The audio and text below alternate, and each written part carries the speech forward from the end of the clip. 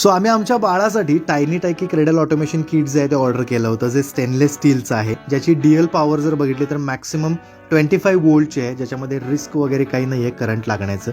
जसं आपण mobile charge करतो तसंच आहे हे. ह्याच्यासोबत आम्हाला SS हँगर आणि हॅमॉक मॉस्किटो नेटसुद्धा मिळालं.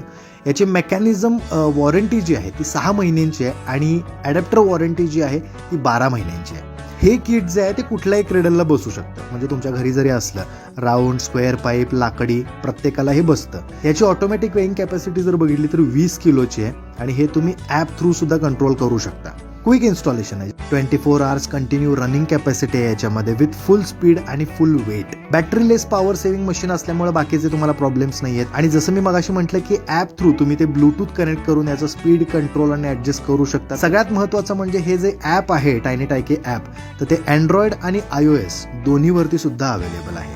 सो नक्कीच तुम्ही सुद्धा हे ट्राय करा.